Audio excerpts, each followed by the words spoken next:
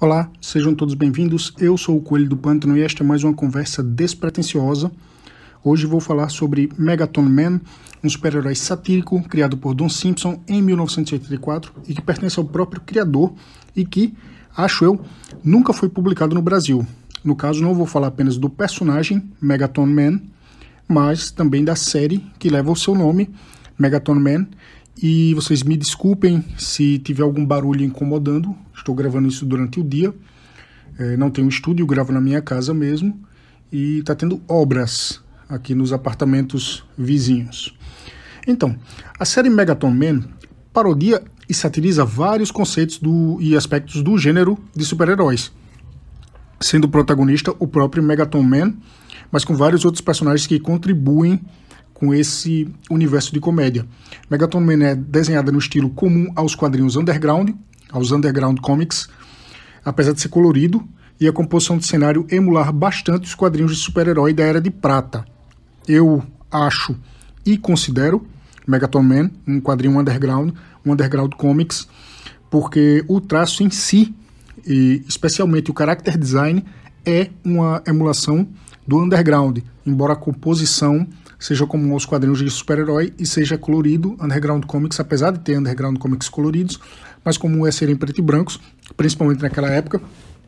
E se alguém conhece o Super Duper Man e o Captain Marbles do Bollywood, que caso o nome não tenha deixado claro, são sátiras do Super-Homem e do Capitão Marvel, o Capitão Marvel da DC Comics, que hoje é o Shazam, ou então se alguém conhece o Wonder Warthog do Gilbert Sheldon, vai entender muito bem do que eu estou falando, porque o Megaton Man ele está próximo a esse conceito de super-herói, só que ainda um pouco mais exagerado.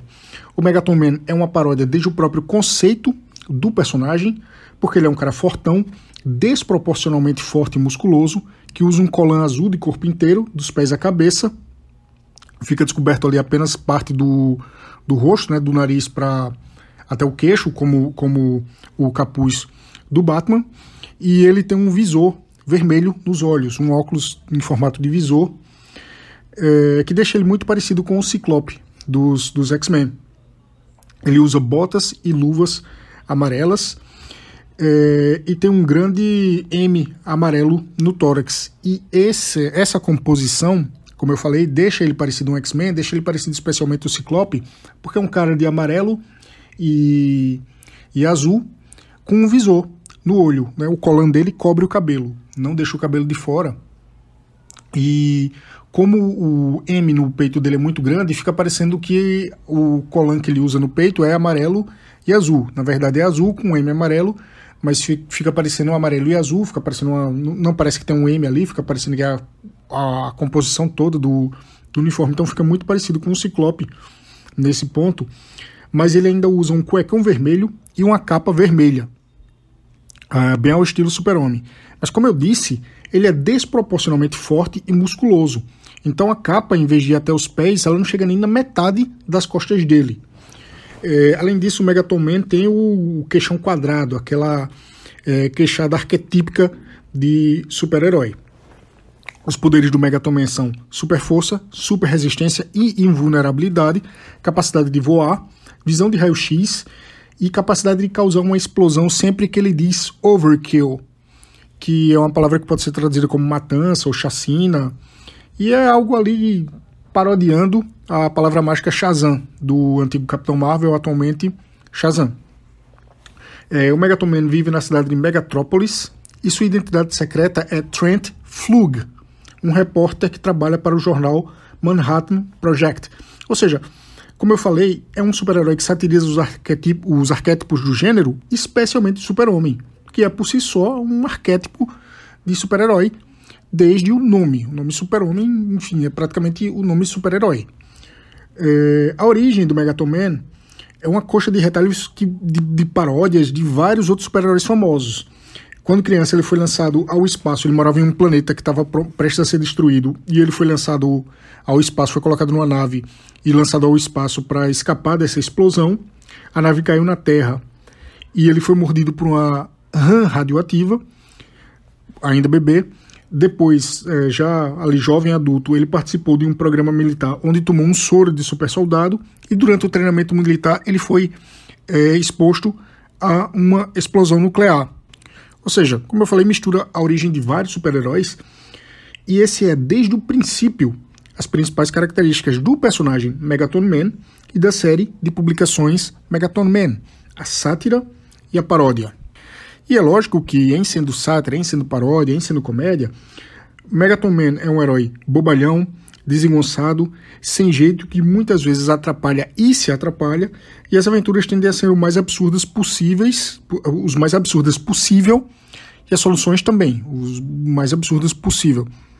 Mas a série, que eu acredito que foi toda escrita e desenhada por Don Simpson, briga com conceitos que vão além dos poderes e das aventuras. Identidade secreta. Por exemplo, quando o Megaton Man está na identidade civil dele, Trent Flug, ele nem sequer tira o uniforme. Ele apenas põe as roupas civis por cima do uniforme, incluindo o capuz. Tem muito super-herói que faz isso, que bota as roupas por cima do uniforme, mas tira o capuz, pelo menos, para ficar com o rosto de fora. Ele não, ele nem tira o capuz, nem tira a máscara, o óculos, ele só põe a roupa por cima, um terno e um chapéu, que é uma roupa ali típica de repórter americano, ali nos anos 50, anos 60, anos 70, e é claro que ninguém reconhece ele, é como se fosse um super-homem ao contrário. O super-homem, ele tira as roupas civis dele, tá com a roupa de super-homem, mas ele continua praticamente vestido de Clark Kent. O Megaton Man é o contrário, quando ele veste as roupas civis, ele continua praticamente vestido de Megaton Man e ninguém o reconhece, assim como o super-homem. Como eu disse, a revista, além do Megaton Man, apresentava diversos outros personagens entre super-heróis e civis. Então tem, por exemplo, a repórter Pamela Jointly, que é uma espécie de Lois Lane de Megatrópolis, embora ela não seja o interesse amoroso do Megaton Man. E de super-heróis tem o X-Ray Boy, a Phantom Jungle Girl, os super-animais de estimação Cosmic Cat, que é um gato, e Gower Goose, que é um ganso. E claro que tem os supergrupos, tem o Teen Idols, que é uma paródia de Teen Titans, e o principal grupo de super-heróis é o quarteto de Megatrópolis, o Megatrópolis Quartet, que é uma paródia, obviamente, do Quarteto Fantástico.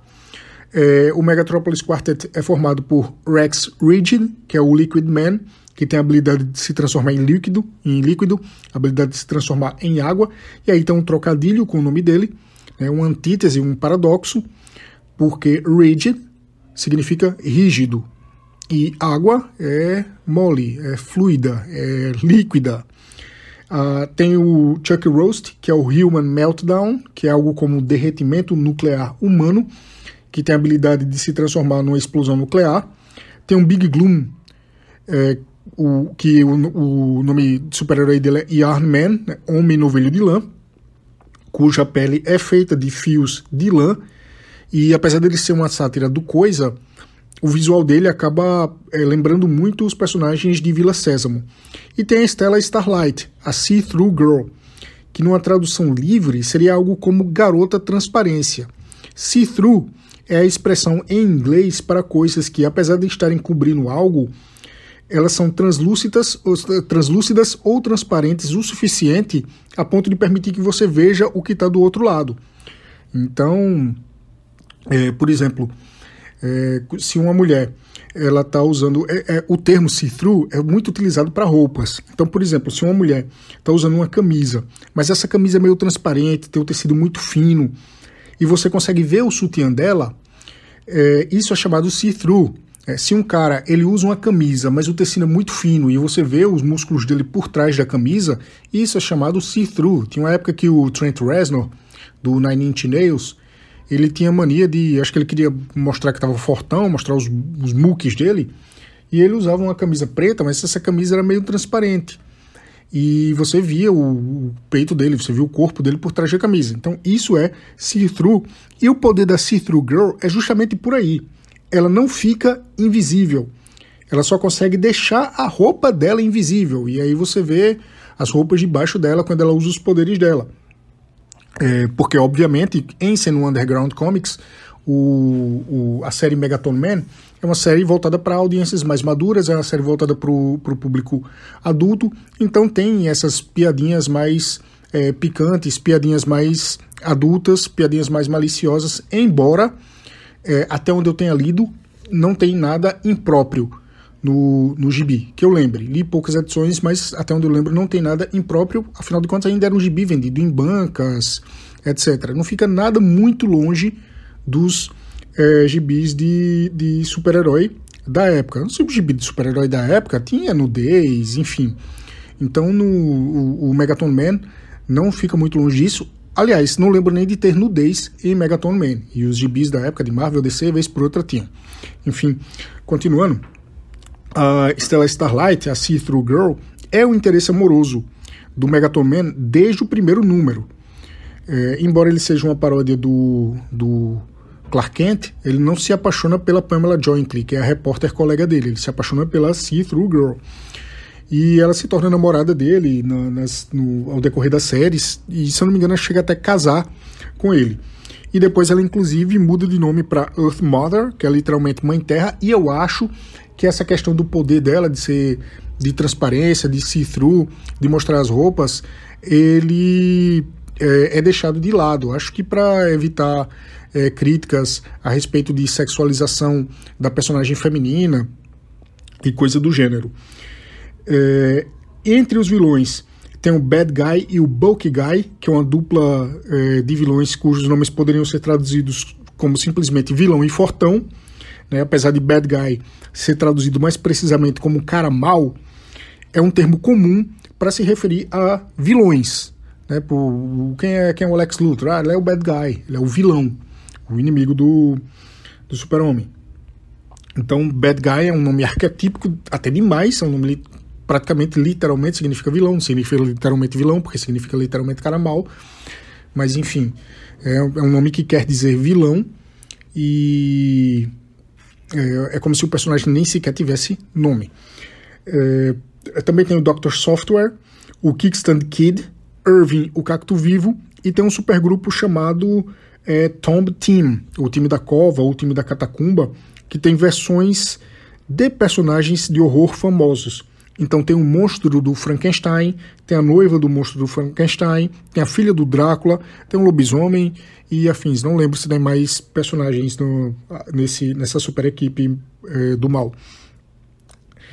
E a primeira editora a publicar o Megaton Man foi a Kitchen Sink, uma editora independente que, segundo Simpson, foi a única que não recusou o personagem. Eu acho que a Kitchen Sink ela é famosa aqui no Brasil, a Kitchen Sink Press é famosa por quem acompanha quadrinhos aqui no Brasil. Ela já publicou alguma coisa que foi publicada por aqui, mas não estou lembrado exatamente o que foi. O Don Simpson contou que ele fez faculdade de arte e queria trabalhar com quadrinhos desde a infância. Desde criança ele queria trabalhar com quadrinhos, e ele se interessava a princípio muito mais por quadrinhos mais, entre aspas, sérios, que eram os quadrinhos da Marvel e da DC. Mas à medida que ele foi crescendo, foi descobrindo outras leituras, ele passou a se interessar também pelos quadrinhos de humor, e ele citou a revista Mad como a principal referência dele. E ele escolheu, a princípio, trabalhar com humor porque, para ele, era a melhor forma de condensar todas as influências dele, super-heróis e quadrinhos de comédia. E foi assim que ele criou o Megaton Man como uma paródia da DC e da Marvel, sob a visão do humor da revista Mad. E ele foi bem brilhante, né, em desenvolver esse conceito, já falo um pouco mais sobre isso. Simpson ele definiu o Megaton Man como uma mistura cômica de Super-Homem e Quarteto Fantástico, e eu incluiria aí o X-Men, pelo que já falei, né, o Ciclope em particular. Mas enfim, ele disse que passou um ano inteiro trabalhando na primeira edição do Megaton Man, e imprimiu algumas cópias caseiras e mandou para 15 editoras, e como eu já falei, a única que não recusou foi a Kitchen Sink.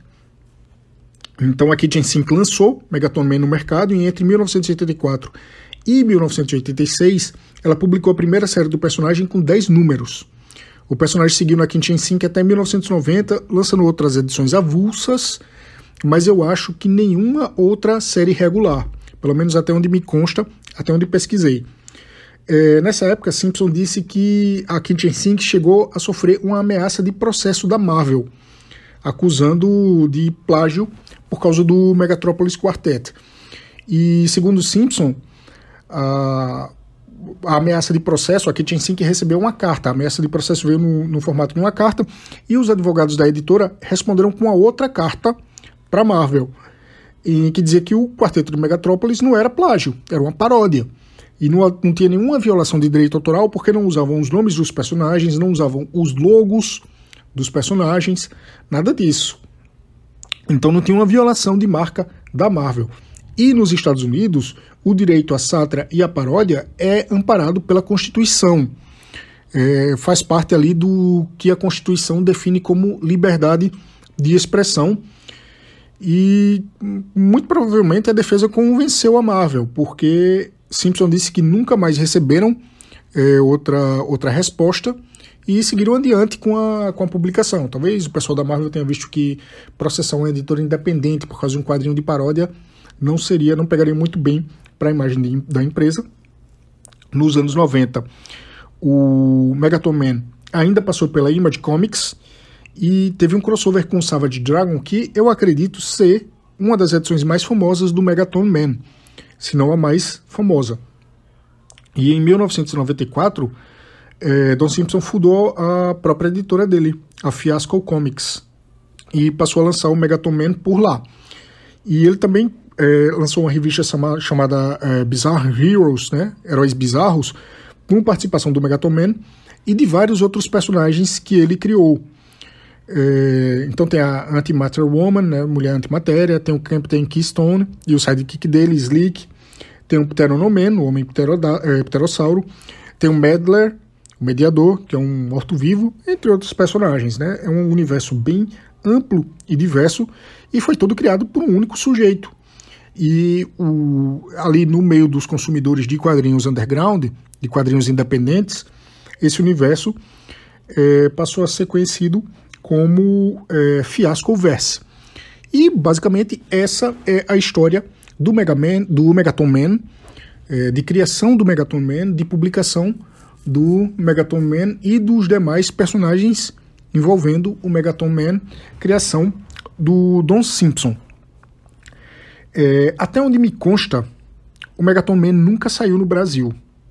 O personagem não está nem cadastrado como título estrangeiro no Guia dos Quadrinhos. Então eu acho que é bem desconhecido por aqui. E eu conheci o Megaton Man graças à revista Herói, a velha e saudosa revista Herói. A revista Herói tinha uma seção chamada Heróis do Futuro. Não confundir com a revista concorrente Heróis do Futuro. Eu já mencionei a seção Heróis do Futuro, da revista Herói, no episódio que eu falei do Speed Racer da editora Scara. A seção Heróis do Futuro tinha geralmente uma ou duas páginas, lá no meio da publicação semanal da Herói, falando de algum personagem que ainda não havia sido lançado no Brasil.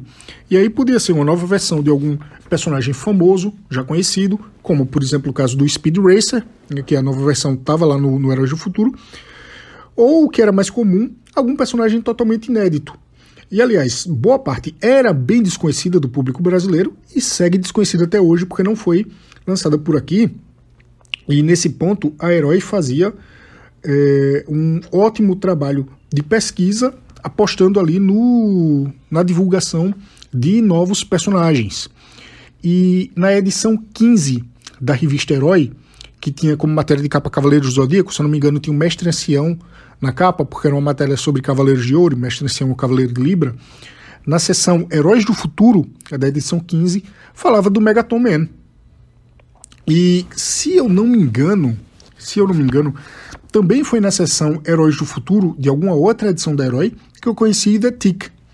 A Herói falou sobre o Tick ainda como personagem dos quadrinhos. O desenho animado ainda nem existia, o desenho animado que foi o que lançou o Tick no estrelato. E The Tick tem muitas semelhanças com o Megaton Man, né? Ambos são super-heróis satíricos, têm uma força descomunal, têm um corpo desproporcional e começaram em quadrinhos independentes. Só que o Megaton Man veio um pouco antes, o Megaton Man é de 84, The Tick é de 1986 e The Tick alcançou o estrelato Megaton Man não. E eu sempre me interessei muito por super-heróis de comédia.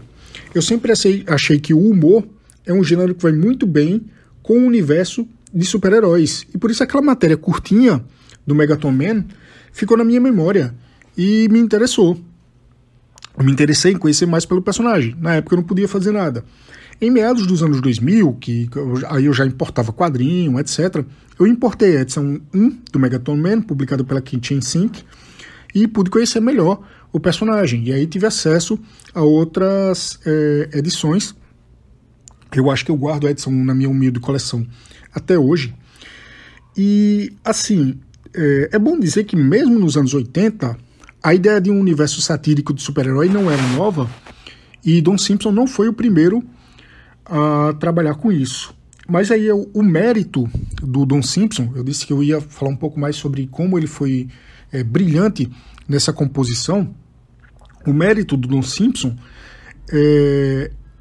foi que tanto o personagem Megaton Man quanto o Fiasco Verse, que veio depois, tinham bastante originalidade pelo exagero, por trabalhar bem o estilo underground comics e, por dentro desse segmento, fazer uma comédia escrachada dos personagens que, nas histórias, levavam todos os conceitos fantasiosos de quadrinhos de heróis a sério.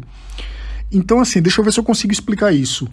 A comédia Megaton Man, ela tá na consequência dos poderes dos super-heróis. Ela tá no fato do quadrinho ser um quadrinho de humor exagerado, humor escrachado, super-heróis ser uma ideia que, se você for levar ao pé da letra, ela é algo que nunca daria muito certo na sociedade, e isso é explorado no quadrinho com bom humor.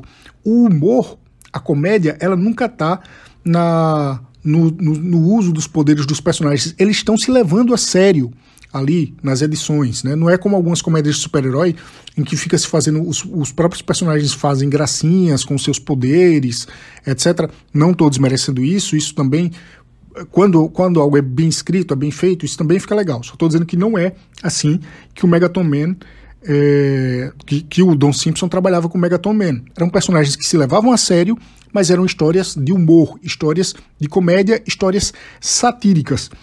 E nesse ponto, Simpson conseguiu, de fato, o que ele buscava, que era unir a ideia de heróis da Marvel e DC, heróis sérios, com o humor exagerado, satírico e crítico da revista Mad. Então, nesse ponto, Megaton Man ficou muito bem feito. É um quadrinho muito bem feito, e aí, se é bom ou se é ruim, vai depender do gosto de quem lê.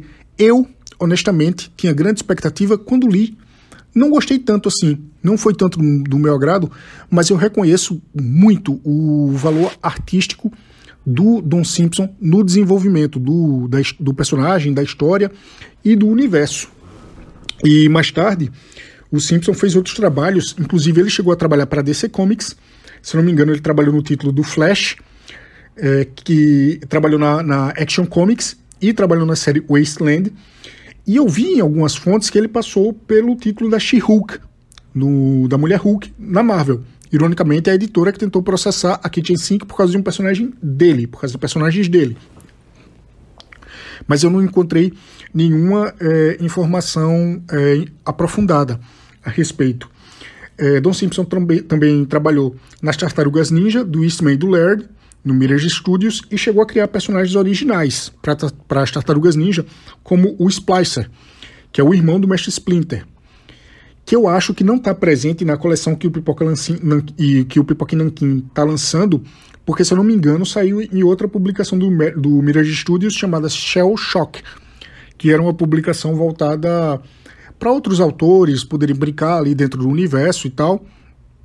Então não está na coleção do Pipoca Nankin, porque, se eu não me engano, a coleção do Pipoca Nankin traz só a revista principal das Tartarugas, e nessas revistas principais eu acho que eles trazem apenas tudo que foi escrito pelo Eastman e pelo Laird, não traz histórias de outros autores, que já é uma coleção que foi lançada lá fora desse jeito, eles estão trazendo para cá. Se eu não me engano é isso, mas enfim, independentemente de qualquer coisa, eu acho que o trabalho de Don Simpson nas Tartarugas Ninja não tá.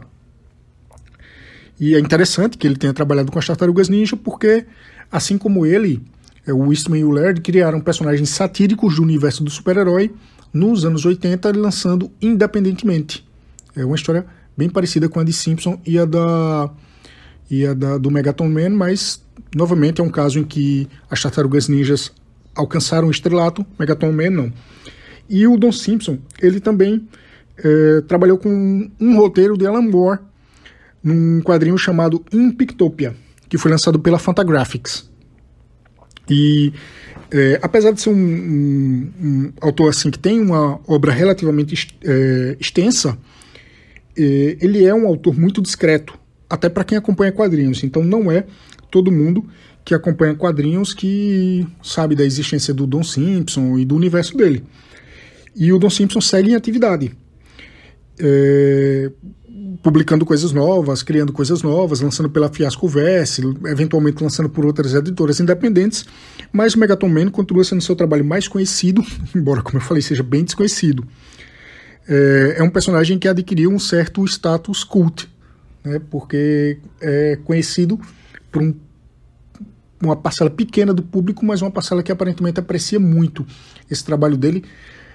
Encontrei poucas coisas do Don Simpson pela internet, encontrei poucas entrevistas, como eu falei, ele é discreto, mas achei uma coisa ou outra, achei a entrevista dele no YouTube, e sempre via que o público, tanto o público de super-herói quanto o público de underground comics, a pequena parcela do público que o conhece, reverencia muito o trabalho dele. Então, como eu falei, o Megaton Man tem esse status cult, nunca foi lançado aqui no Brasil, e eu acho que nunca vai ser, porque, como eu falei, apesar de ser muito criativo, apesar de ser muito diverso, eu não achei o melhor dos quadrinhos. Então eu acho que não teria uma boa vendagem, além de ser uma publicação muito espaçada, muito perdida. Eu acho até que é muito difícil de fazer uma compilação. Teria que passar por uma restauração. E, por exemplo, o pessoal do Pipoca Nanquim, que é muito bom em fazer isso, eu acho que eles não teriam interesse em lançar o Megaton Man. E eu acho que eles não apostariam no sucesso, e eu acho que estariam certos. Eu acho que não daria uma vendagem muito boa, não. O que, por um lado, é uma pena, porque a gente deixa de conhecer esse personagem e toda essa criatividade que o Don Simpson pôs no papel. Eu fiquei com a impressão de que eu falei muito rápido, muito agitado nesse episódio. Eu estava meio agoniado aqui, estou gravando de dia. Daqui a pouco tenho que alimentar meu cachorro. O cachorro está dormindo, é um cachorro velhinho já. Então fiquei na atenção dele acordar, fazer barulho. Então, acho que eu gravei meio apressado. Mas enfim, é isso. Essa foi a história do Megaton Man e do Don Simpson, ou melhor, do Don Simpson e do Megaton Man. Se você escutou até aqui, muito obrigado. Você é foda. E até a próxima conversa despretensiosa.